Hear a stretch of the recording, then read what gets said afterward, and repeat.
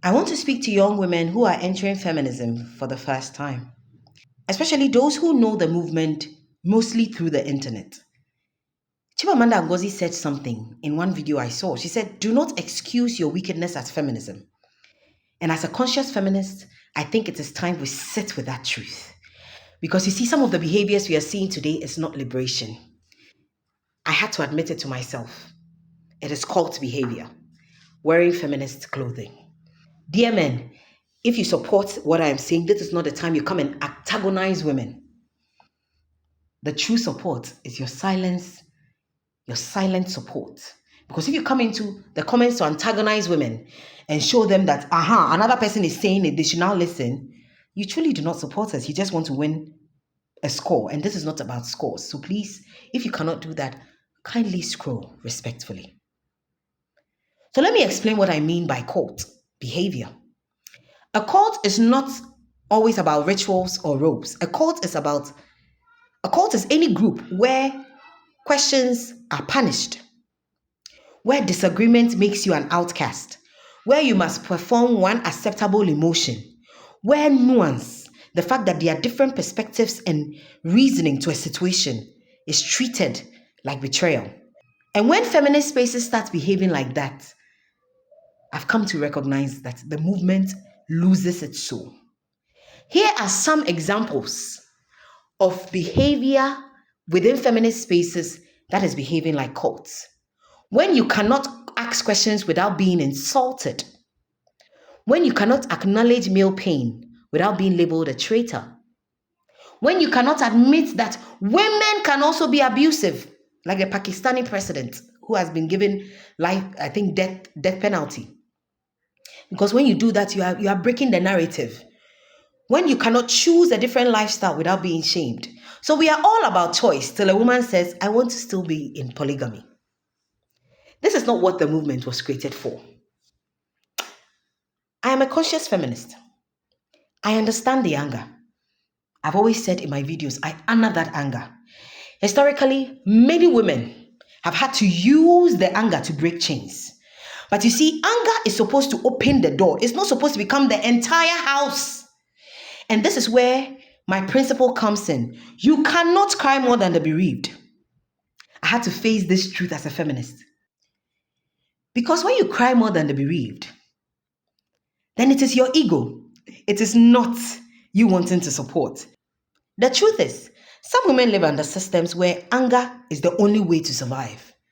But you see, if you live in a different context where you are relatively freer, like here in Ghana, you cannot fight louder than women whose chains are heavier. You cannot overshadow their struggle. You cannot impose your tears on somebody living a reality different from yours. Oh, I had to face this truth. It pained me, it hurts me when I realized this. You see, freedom does not give you the permission to be cruel. So within your reality, somebody says, I still want to be in this abusive marriage. Oh Lord, my heart. It boils my heart. But you see, you cannot cry more than the person who is staying there. You cannot. But till the person says, I am taking the step, then now we support her. We put everything into it, into it. So listen, true freedom does not give us the permission to be cruel. It does not excuse wickedness. It does not justify disrespect. A healthy, conscious feminist must be willing to hold everybody accountable, including women, because justice cannot be one-sided. Then again, men, this is an opportunity to come and antagonize women in my comment section. Move it along, please. Let me give you an example. Paternity fraud. This is abuse. It destroys a man's identity and trust. Laughing at it is wickedness. That is not feminism. Using the excuse or the phenomenon of if a man does it, we will say that the woman shall accept. You can use it to show the hypocrisy of the society we live in. But to mock the pain, that is wickedness. Abusive women, they exist.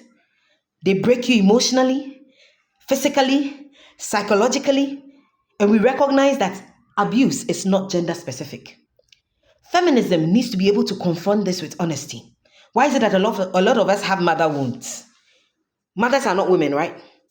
It was patriarchy that was sitting in the heads of women. I know I'm being sarcastic, but I need to be. In the heads of our mothers to break us, to abuse us. Do you know that research shows that some young men's first sexual experience is with older women? It is exploitation. Minimizing it is not justice. You may ask, why is that the men are not talking about it? The truth is, we do not need anybody to validate the fact that what is right is right. The fact that somebody is not talking about it is not why you need to do what is right. So principled feminism faces this truth. And different women can apply this differently in different ways. What are some of the principles? Accountability is genderless. As a principled feminist, Amma from Ghana will acknowledge that hitting a man is wrong. Somebody in South Africa would educate her feminist friends about male victims without abandoning women's issue. Somebody from Kenya can insist that boys' traumas must also be part of consent education. Different voices, one principle. That is healthy feminism. Another principle I live by is freedom must not reproduce oppression. I cannot fight patriarchy only to become another version of it. And listen, when you form an identity out of fighting something, then that thing has to remain for the identity to remain. I lie? I cannot preach empowerment for women and hatred for men in the same time. Many of us are married to men. We will give birth to men.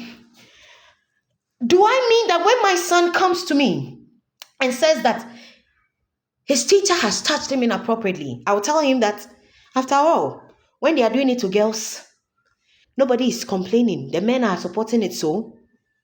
My children cannot inherit hostility simply because they are male. I refuse it. So listen, as conscious feminists or as a feminist, we need to create a better world than we are in. We must create a world better than we were wounded in. Otherwise, our children will inherit the trauma without inheriting our wisdom. Another principle is context matters. The Ghanaian woman's struggle is not the same as the Afghan woman's struggle. The South African woman's struggle is not the same as the Iranian woman's struggle.